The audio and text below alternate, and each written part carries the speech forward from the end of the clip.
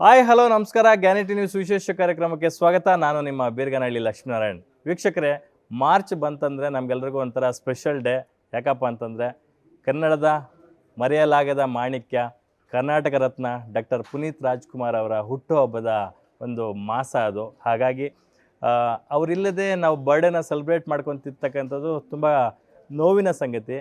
ಆದರೆ ಅವರಿದ್ದಿದ್ದರೆ ಅದು ಬೇರೆದೇ ರೀತಿ ಆಗ್ತಿತ್ತು. 4 ವರ್ಷಗಳ ಹಿಂದೆ ಅವರಿದ್ದರು, ಇವತ್ತಿಲ್ಲ. ಆದರೆ ಅವರ ಪ್ರತಿ ಹುಟ್ಟುಹಬ್ಬಕ್ಕೂ ಕೂಡ ಒಂದೊಂದು ಸಿನಿಮಾ ರಿಲೀಸ್ ಆಗ್ತಾ ಇದೆ. ಕಳೆದ ವರ್ಷ ಅಪ್ಪು ಬಂದಿತ್ತು, ಅದರ ಹಿಂದಿನ ವರ್ಷ ಜಾಕಿ ಸಿನಿಮಾ ಬಂದಿತ್ತು.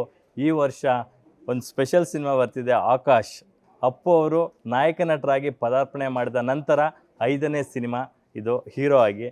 ಸೊ ಹಾಗಾಗಿ ಇದು ತುಂಬ ಸ್ಪೆಷಲ್ಲು. ನನ್ನ ಜೊತೆ ಒಬ್ಬ ಸ್ಪೆಷಲ್ ಗೆಸ್ಟ್ ಇದ್ದಾರೆ. ಅಫ್ಕೋರ್ಸ್ ದೊಡ್ಡ ಮನೆಗೂ ತುಂಬ ಹತ್ತಿರದ ಬಂಧು ಅಂತ ಹೇಳಿದ್ರೆ ತಪ್ಪಾಗಲ್ಲ. ಅಪ್ಪವರ ಜೊತೆ ಸಾಕಷ್ಟು ದೊಡ್ಡ ಜರ್ನಿನೇ ಮಾಡಿದಂತಹ ವ್ಯಕ್ತಿ ಅವರು. ಅಣ್ಣವರ ಕುಟುಂಬದ ದೊಡ್ಡ ಮನೆಯ ಅಚ್ಚುಮೆಚ್ಚಿನ ಟೆಕ್ನಿಷಿಯನ್ನು, ಸ್ಟಾರ್ ಡೈರೆಕ್ಟ್ರು ಮಹೇಶ್ ಬಾಬು ಅವರು. ಆಕಾಶ್ ಸಿನಿಮಾದ ಡೈರೆಕ್ಟರ್ ನಮ್ಮ ಜೊತೆ ಇದ್ದಾರೆ. ಸರ್, ಕಾರ್ಯಕ್ರಮಕ್ಕೆ ಪ್ರೀತಿಯ ಆತ್ಮೀಯ ಸ್ವಾಗತ. ನಮಸ್ತೆ. ಹೇಗಿದ್ದೀರಾ ಸರ್? ಚೆನ್ನಾಗಿದ್ದೀನಿ, ನೀವು ಹೇಗಿದ್ದೀರಿ? ಸೂಪರ್ ಸರ್, ಖುಷಿ ಆಯಿತು ನೀವು ಬಂದಿದ್ದು. ನಾನು ಆಕಾಶ್ ಸಿನಿಮಾ ರಿಲೀಸ್ ಆಗ್ತಿದೆ ಅಂದಿದ ತಕ್ಷಣವೇ ಒಂಥರ ತುಂಬ ಖುಷಿ ಆಯಿತು. ಯಾಕಂತಂದರೆ ವಜ್ರೇಶ್ವರಿ ಕಂಬೈನ್ಸಲ್ಲಿ ಅಥವಾ ದೊಡ್ಡ ಮನೆಯವರು ಪ್ರೊಡ್ಯೂಸ್ ಮಾಡಿದಂಥ ಸಿನಿಮಾಗಳಲ್ಲಿ ಅತಿ ಹೆಚ್ಚು ಗಳಿಸಿದಂತಹ ಸಿನಿಮಾ, ಆ ವರ್ಷದ ಅತಿ ಹೆಚ್ಚು ಕಲೆಕ್ಷನ್ ಮಾಡಿದಂಥ ಸಿನಿಮಾ ಕೂಡ ಹೌದು. ಹಾಗಾಗಿ ನಿಮಗೆ ಆಕಾಶ್ ನಿಮ್ಮ ಕರಿಯರ್ಗೆ ಎಷ್ಟು ಸ್ಪೆಷಲ್ ಸರ್? ಇಲ್ಲ, ಪ್ರತಿಯೊಬ್ಬ ನಿರ್ದೇಶಕನಿಗೂ ಅವ್ನ ಮೊದಲನೇ ಸಿನಿಮಾ ಅನ್ನೋದು ತುಂಬ ಸ್ಪೆಷಲ್ ಆಗಿರುತ್ತೆ. ಅದರಲ್ಲಿ ನನಗೆ ಅದು ಸ್ಪೆಷಾಲಿಟಿ ಏನಂತಂದರೆ ವಜ್ರೇಶ್ವರಿ ಕಂಬೈನ್ಸ್, ಪಾರ್ವತಮ್ಮ ರಾಜ್ಕುಮಾರ್ ಅಂತ ದೊಡ್ಡ ನಿರ್ಮಾಪಕರು, ಪುನೀತ್ ರಾಜ್ಕುಮಾರ್ ಅಂತ ಒಬ್ಬ ದೊಡ್ಡ ಸ್ಟಾರ್ ನಟ, ರಮ್ಯಾ ಅವರು ಒಬ್ಬ ಸ್ಟಾರ್ ಹೀರೋಯಿನ್ನು, ಅಂಥವ್ರ ಸಿನಿಮಾನ ನಾನು ಫಸ್ಟ್ ಟೈಮ್ ಡೈರೆಕ್ಷನ್ ಮಾಡ್ತೀನಿ ಅನ್ನೋದು ಅದು ನನಗೆ ನಂಬೋಕ್ಕಾಗ್ತಾಯಿಲ್ಲ ಈಗ. ಬಟ್ ಅವೆಲ್ಲ ಮಿರಾಕಲ್ ಅಂತಾರಲ್ಲ, ಅದೆಲ್ಲ ಹಾಗಾಗಿ ಕೂಡಿ ಬಂತು. ಆ ಒಂದು ಸಿನಿಮಾ ಸಿಕ್ಕಿದ್ದು ನನ್ನ ಪುಣ್ಯ. ನಾನು ಆ ಕುಟುಂಬಕ್ಕೆ ಯಾವಾಗಲೂ ಕೃತಜ್ಞತೆ ಆಗ್ತೀನಿ. ಅಲ್ಲ ಸರ್, ನಿಮಗೆ ನಂಬೋಕ್ಕಾಗ್ತಿಲ್ಲ ಅಂತ ಅಂದ್ರಿ. ಯಾಕಂದರೆ ನಿಮ್ಮ ಸ್ಟ್ರೆಂತ್ ಏನು ಅನ್ನೋದು ಇಡೀ ದೊಡ್ಡ ಮನೆಗೆ ಗೊತ್ತಿತ್ತು. ಯಾಕಂದರೆ ಸುಮಾರು ಸಿನಿಮಾಗಳಲ್ಲಿ ಅವ್ರ ಜೊತೆ ಇದ್ದು ಪಳಗಿ ನೀವು ಕೂಡ ತುಂಬ ತರೋ ಆಗಿದ್ರಿ, ತುಂಬ ಪಕ್ವವಾಗಿದ್ರಿ ಒಂದು ಸಿನಿಮಾನ ಡೈರೆಕ್ಷನ್ ಮಾಡೋದಕ್ಕೆ. ಆ ನಿಟ್ಟಿನಲ್ಲಿ ಆ ಎಬಿಲಿಟಿ, ಆ ಸ್ಟ್ರೆಂತ್ನ ನೋಡಿಯೇ ನಿಮ್ಗೆ ಆ ಥರದೊಂದು ಜವಾಬ್ದಾರಿಯನ್ನು ನಿಮ್ಗೆ ಹೊರಿಸಿದ್ರು ಅವತ್ತು. ಇರ್ಬೋದು. ಯಾಕೆಂದರೆ ನಾನು ಪುನೀತ್ ಅವ್ರದ್ದು ಫಸ್ಟ್ ಅಪ್ಪು ಸಿನಿಮಾದಿಂದ ಅಭಿ ಮತ್ತು ವೀರ ಕನ್ನಡಿಗ 3 ಸಿನಿಮಾಗೂ ಕೋ ಡೈರೆಕ್ಟ್ರಾಗಿ ವರ್ಕ್ ಮಾಡಿದೆ. ಆವಾಗ ಅಪ್ಪು ಅವ್ರಿಗೆ ನನಗೆ ತುಂಬ ಒಡನಾಟ ಇತ್ತು. ಆವಾಗ ನಾನು ವರ್ಕಿಂಗ್ ಸ್ಟೈಲ್ ನೋಡಿದ್ರು ಅಪ್ಪು ಸರೇ ನನಗೆ ಆಫರ್ ಕೊಟ್ಟರು, ನೀವು ಯಾವ್ದಾದ್ರು ಒಂದು ಸಿನಿಮಾ ಡೈರೆಕ್ಷನ್ ಮಾಡ್ಬೋದಲ್ಲ ಮಹೇಶ್, ಆಲ್ಮೋಸ್ಟ್ ಎಲ್ಲ ಡೈರೆಕ್ಟ್ರ್ ಮಾಡೋ ಕೆಲಸ ಎಲ್ಲ ನೀವು ಮಾಡ್ತಿದ್ದೀರಾ ಅಂದರು. ಪ್ಲಸ್ ಪಾಯಿಂಟ್ ಏನಪ್ಪ ಅಂತಂದರೆ ನನಗೆ ಪುರಿ ಜಗನ್ನಾಥ್ ತೆಲುಗು ಡೈರೆಕ್ಟ್ರು, ದಿನೇಶ್ ಬಾಬು ಸರು ಕನ್ನಡ ಬರುತ್ತೆ, ಬಟ್ ಅವ್ರಿಗೂ ತಮಿಳು ಸ್ವಲ್ಪ ಜಾಸ್ತಿ ಮಾತಾಡ್ತಾರೆ. ಮೆಹರ್ ರಮೇಶ್ ಅಂತ 3ನೇ ಸಿನಿಮಾ ಮಾಡೋರು ವೀರ ಕನ್ನಡಿಗ, ಅವರು ತೆಲುಗು ಅವರು. ಅದರಿಂದ ನನಗೆ ಪ್ಲಸ್ ಆಯಿತು. ಕನ್ನಡದ ಬಗ್ಗೆ ಸ್ವಲ್ಪ ನಮಗೆ ಗ್ರಿಪ್ ಇತ್ತಲ್ಲ, ಕೆಲವೆಲ್ಲ ನಮಗೆ ಬಿಟ್ಬಿಡ್ತಿದ್ರು ಡೈರೆಕ್ಟರ್ಸು, ಫ್ರೀ ಕೊಟ್ಬಿಡ್ತಿದ್ರು. ನಾವು ಒಂದು ಸಲ ನಮಗೆ ಫ್ರೀ ಕೊಟ್ಟ ಮೇಲೆ ನಾವೆಲ್ಲ ಮಾಡ್ತಿದ್ದಾಗ ನಮಗೆ ಹೆಚ್ಚಿನ ಸ್ವಾತಂತ್ರ್ಯ ಕೊಟ್ಟಾಗ ನಾನೇ ಎಲ್ಲ ಮಾಡ್ಕೊಳ್ತಾ ಇದ್ದೆ. ಆವಾಗ ಡೈರೆಕ್ಟ್ರನ್ನ ಎಲ್ಲ ಮಾಡಿ ತೋರಿಸ್ಮೇಲೆ ಕರೆಕ್ಟಾಗಿದೆ ಮಹೇಶ್, ಇದಕ್ಕೆ ಹಂಗೆ ಕಂಟಿನ್ಯೂ ಮಾಡಿ ಅಂತ. ಅದೊಂದು ನನಗೆ ಪ್ಲಸ್ ಆಯಿತು. ಅದೇ ಇದೆಲ್ಲ ಮಾಡಿರೋದ್ರಿಂದ ಆ ಸಿನಿಮಾ ನನಗೆ ಆಫರ್ ಪುನೀತ್ ಸರ್ ಕೊಟ್ಟರು. ಆ್ಯಕ್ಚುಲಿ ಪಾರ್ವತಮ್ಮ ಅವ್ರಿಗೆ ಇನ್ನೊಂದು ಸಿನಿಮಾ, ಅದಕ್ಕೂ ಮುಂಚೆ ಒಂದು ಸಿನಿಮಾ ಮಾಡಬೇಕು ಅಂತ ನಾನು ಪುನೀತ್ ಅವ್ರು ಹೇಳಿದರು.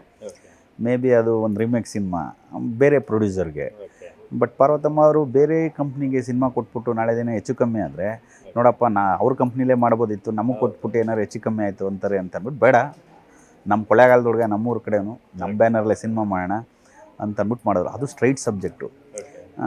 ನನಗೆ ರೀಮೇಕ್ ಸಿನಿಮಾಗಿಂತ ಸ್ಟ್ರೈಟ್ ಸಬ್ಜೆಕ್ಟ್ ತುಂಬ ಚಾಲೆಂಜಿಂಗ್ ಆಗಿತ್ತು. ಆಮೇಲೆ ನಾನು ತುಂಬ ಇಷ್ಟ ಮಾಡೋಕ್ಕೆ, ಯಾಕಂದರೆ ನನ್ನ ಫೀಲ್ ಹೇಳ್ಬೋದು ಅದರಲ್ಲಿ, ನನ್ನ ಫೀಲು. ಆಮೇಲೆ ಬೇರೆದು ಮಾಡಿರೋದಕ್ಕಿಂತ ನಾವು ಕ್ರಿಯೇಟ್ ಮಾಡೋದಿದೆಯಲ್ಲ, ಅದು ನಮಗೆ ಒಬ್ಬ ಡೈರೆಕ್ಟ್ರಿಗೆ ಹೆಮ್ಮೆ ಅನಿಸುತ್ತೆ. ಆ ನಿಟ್ಟಿನಲ್ಲಿ ಆಕಾಶ್ ನನಗೆ ಒಂದು ಸ್ಪೆಷಲ್ ಸಿನಿಮಾ. ಈಗಲೂ ನನಗೆ ಯಾರು ಕೇಳಿದ್ರೆ ಆಕಾಶ್ ಸಿನಿಮಾ ನಿರ್ದೇಶಕರು ಮಹೇಶ್ ಬಾಬುನ ಅಂತಾರೆ. ಆ ಥರ ಒಂದು ಟ್ರಂಪ್ ಕಾರ್ಡ್ ಸಿನಿಮಾ ನನಗೆ ಅದು. ವೀಕ್ಷಕರೇ, ಅಪ್ಪು ಅಂದರೆ ಬರೀ ಅದು ಒಂದು ವ್ಯಕ್ತಿಯ ಹೆಸರಷ್ಟೇ ಅಲ್ಲ, ಆಕಾಶದಷ್ಟು ಅಗಲವಾದಷ್ಟು ದೊಡ್ಡದಾದಷ್ಟು ಒಂದು ಎಮೋಷನ್ ಅಂದರೆ ತಪ್ಪಾಗಲ್ಲ. ಯಾಕಂತಂದರೆ ಅಪ್ಪು ಅವರು ಇವತ್ತು ನಮ್ಮೊಟ್ಟಿಗೆ ಇಲ್ಲದೇ ಇರ್ಬೋದು, ಆದರೆ ಅವರ ಸಿನಿಮಾಗಳು, ಅವರು ನಡೆದು ಬಂದ ಹಾದಿ, ಅವರು ಮಾಡಿದಂಥ ಸಾಮಾಜಿಕ ಕಾರ್ಯಗಳು ಎಲ್ಲವೂ ನಮ್ಮೊಟ್ಟಿಗೆ ಇದ್ದಾವೆ. ಪ್ರತಿಯೊಬ್ಬರೂ ಕೂಡ ಕನ್ನಡ ಚಿತ್ರರಂಗ ಎಷ್ಟು ವರ್ಷ ಇರುತ್ತೋ ಅಷ್ಟು ವರ್ಷಗಳ ಕಾಲ ಒಂದು ಹೆಸರನ್ನು ನೆನಪಿಟ್ಕೊಳ್ಳೇಬೇಕಾದಂಥ ಹೆಸರು ಅಂತಂದರೆ ಅದು ಒನ್ ಆ್ಯಂಡ್ ಓನ್ಲಿ ಅಪ್ಪು ಅಂತ ಹೇಳ್ಬೋದು. ಆ ನಿಟ್ಟಿನಲ್ಲಿ ನಾನು ಆಕಾಶ್ ಸಿನಿಮಾದ ನಿರ್ದೇಶಕರ ಜೊತೆ ಮಾತನ್ನು ಮುಂದುವರಿಸ್ತಾ ಇದ್ದೀನಿ. ಸರ್, ಈ ಥರದೊಂದು ಡೈರೆಕ್ಷನ್ ನೀವೇ ಶುರು ಮಾಡಿ ಅಂತ ಹೇಳಿದ್ದು ಮೊದಲಿಗೆ ಅಪ್ಪುನ, ಆಮೇಲೆ ಡಿಸಿಷನ್ ಮೇಕರ್ಸ್ ತುಂಬ ಜನ ಇದ್ರು ಅವಾಗ. ಸೊ ಯಾರು ನಿಮಗೆ ಮಾಡಿ ನೀವೇ ಅಂತ ಅದೇ ನಾನು ಆ ಆಕಾಶ್ ಸಿನಿಮಾ ಟೇಕ್ ಆಫ್ ಆಗೋಕ್ಕೂ ಮುಂಚೆ ಪುನೀತ್ ಸರ್ ಒಂದು ಆಫರ್ ಕೊಟ್ಟಿದ್ರು ಅಂತ ಹೇಳಿದ್ನಲ್ಲ ಅಮ್ಮಂಗೆ. ಆಗ ನಮ್ಮ ಬ್ಯಾನರ್ಲೆ ಸಿನಿಮಾ ಮಾಡೋಣ ಆ ಥರ ಕತೆ ಸಿಕ್ಕಿದಾಗ ಅಂತ. ಆಗ ಅಪ್ಪು ಸರು ಒಂದು ಸಲ ಕತೆ ಕೇಳಿದ್ರು, ಅದನ್ನ ಜನಾರ್ದನ್ ಮಹರ್ಷಿಯರು ಅಂತ. ಬೇರೆ ನಿರ್ದೇಶಕರು ಮಾಡಬೇಕಿತ್ತು, ಅದು ಕಾರಣಾಂತರಗಳಿಂದ ಆಗಲಿಲ್ಲ. ಅಪ್ಪು ಅವರು ಫ್ಯಾಮಿಲಿ ಒಂದು ಸಬ್ಜೆಕ್ಟ್ ಇದೆ ಮಹೇಶ್, ನಿಮಗೆ ಆ್ಯಪ್ಟ್ ಆಗಿರುತ್ತೆ ನಿಮ್ಮ ಸ್ಟೈಲ್ಗೆ ಎಲ್ಲ, ನೋಡಿ ಅದನ್ನು ಒಂದು ಸಲ ಕತೆ ಕೇಳಿ ಅಂದರು. ಸರಿ ಕೇಳೋಣ ಬಿಡಿ ಸರ್ ಅಂತ ರಾಘಣ ಅವ್ರಿಗೆ ಹೇಳಿದ್ರು. ಸರಿ ರಾಘಣ ನಾವು ರೈಟ್ರನ್ನ ಕರೆಸ್ಬಿಟ್ಟು ಕತೆ ಕೇಳಿದ್ವಿ. ಕತೆ ಕೇಳಿದ ತಕ್ಷಣ ನನಗೆ ಇಷ್ಟ ಆಯಿತು. ಒಂದು ಸ್ಮಾಲ್ ಕರೆಕ್ಷನ್ಸ್ ಅಷ್ಟೇ ಹೇಳಿದೆ ನಾನು. ರಾಘಣ ಅವರು ಕರೆಕ್ಟ್ ಅಪ್ಪಾಜಿ ಮಾಡಿಸೋಣ ಬಿಡಿ ಅಂದ್ಬಿಟ್ಟು ನೆಕ್ಸ್ಟ್ ಡೇ ಹೋಗಿ ಕೂತ್ಕೊಂಡ್ವಿ. ಪುನಃ ನೆರೇಟ್ ಮಾಡಿದ್ರು. ಏನು ಸರ್ ಆ ಕರೆಕ್ಷನ್ಸ್ ಹೇಳ್ಬೋದಾ? ಇಲ್ಲ, ಅದ್ರಲ್ಲಿ ನೆರೇಟ್ ಅಂದರೆ ಸ್ವಲ್ಪ ಇನ್ನೊಂಚೂರು ಸೆಂಟಿಮೆಂಟ್ ಬೇಕಿತ್ತು ಸಿಸ್ಟರ್ ಕ್ಯಾರೆಕ್ಟರ್ಗೆ. ಅಂದರೆ ಬರೀ ಹೀರೋ ಹೀರೋಯಿನ್ ಮಧ್ಯೆನೇ ಹೋಗ್ಬಿಡುತ್ತೆ, ಅದು ಒಂದು ಕೀ ಪಾಯಿಂಟ್ ಇರಲಿ ಅಂತ ಒಂದು ಸ್ಮಾಲ್ ಕರೆಕ್ಷನ್, ಒಂದು ಸೀನ್ ಎಕ್ಸ್ಟ್ರಾ ಹೇಳಿದ್ವಿ ಅಷ್ಟೇ. ಅದೇ ತಂಗಿಗೆ ಕಿಸ್ ಕೊಡೋ ಸೀನಾ? ಇಲ್ಲ, ಕಿಸ್ ಕೊಡೋ ಸೀನು ಚೆನ್ನಾಗಿರುತ್ತಾ ಏನೋ ಅಲ್ವಾ ಅನ್ನೋ ಥರ ಒಂದು ಫೀಲಿಂಗ್ ಇತ್ತು. ಬಟ್ ಅದು ಇಂಪ್ಯಾಕ್ಟ್ ಜಾಸ್ತಿ ಇರುತ್ತೆ. ಈ ಕಿಶೋರ್ ಅವರ ಕಿಸ್ ಕೊಡೋ ಸೀನ್ ಇದೆಯಲ್ಲ, ಆ ಕಿಸ್ ಕೊಟ್ಲು ಅನ್ನೋ ಇಂಪ್ಯಾಕ್ಟ್ ಹೇಳಿದ ತಕ್ಷಣ ಹೀರೋಗೆ ಅಷ್ಟು ಆಕ್ರೋಶ ಜಾಸ್ತಿ ಆಗೋದೇ ಆ ಪಾಯಿಂಟ್ ಅಲ್ಲಿ. ಅದು ಬೇಕೇ ಬೇಕು ಅಂತ ಹೇಳಿದ್ರು. ನಾರ್ಮಲಾಗಿ ಬ್ಯಾಲೆನ್ಸ್ ಮ್ಯಾನಿಪುಲೇಟ್ ಮಾಡೋಣ ಅಂದ್ಕೊಂಡಿದ್ವಿ, ಬಟ್ ಅದು ಕೊಟ್ಟರೆ ಚೆನ್ನಾಗಿರುತ್ತೆ ಅಂತ ಆ ಸೀನ್ನ ಡಿಸ್ಕಸ್ ಮಾಡಿದ್ವಿ. ಕತೆ ಎಲ್ಲ ಕೇಳಾದ್ಮೇಲೆ ನಮ್ಗೆ ಇಷ್ಟ ಆಯಿತು. ಆಮೇಲೆ ವರ್ಧಣ ಅವ್ರಿಗೆ ಹೇಳಿದ್ರು ರಾಘಣ, ಹಿಂಗೆ ಕತೆ ರೆಡಿ ಇದೆ ಅಪ್ಪಾಜಿ ಕೇಳೋಣ ಅಂತ. ಸರಿ ವರ್ಧಣ ಕೇಳೋಣ ಅಂತಂದರು. ಸರಿ ರಾಜ್ಕುಮಾರ್ ಅವರು, ವರ್ಧಣ ಅವರು, ರಾಘಣ ಅವರು, ನಾವು 3 ಜನ ಕೂತ್ಕೊಂಡು ಕತೆ ಕೇಳಿದ್ವಿ ಫುಲ್ ನೀರು. ವರ್ಧಣ ರಾಜ್ಕುಮಾರ್ ಅವರು ತುಂಬ ಇಷ್ಟ ಆಯಿತು. ತುಂಬ ಚೆನ್ನಾಗಿದೆ ರೀ, ಡೈಲಾಗ್ ಬರ್ಸ್ಬಿಡಿ ಅಂದರು. MS ರಮೇಶ್ ಅವರು ಡೈಲಾಗ್ ಅವರು ಒಂದು ವಾರಕ್ಕೆ ಡೈಲಾಗ್ ಎಲ್ಲ ಬರ್ಕೊಟ್ಬಿಟ್ರು ನಮಗೆ. ಏನ್ ಬ್ಯೂಟಿಫುಲ್ ಆಗಿ ಬರ್ದಿದ್ದಾರೆ ಅಂದ್ರೆ ಸಂಭಾಷಣೆ. ಪ್ರತಿಯೊಬ್ಬರಿಗೂ ನಮ್ಮ ಮನೇಲಿ ಈ ತರದೊಂದು ಹುಡುಗ ಇರ್ಬೇಕಿತ್ತಪ್ಪ ಅನ್ನೋ ತರ ಮನಸ್ಸಿಗೆ ತಟ್ಟುವಂತಹ ಸಂಭಾಷಣೆ ಸಿನಿಮಾದಲ್ಲಿದೆ. ರಮೇಶ್ ಅವ್ರು ಡೈಲಾಗ್ ಬರೋದು ಅವ್ರದ್ದು.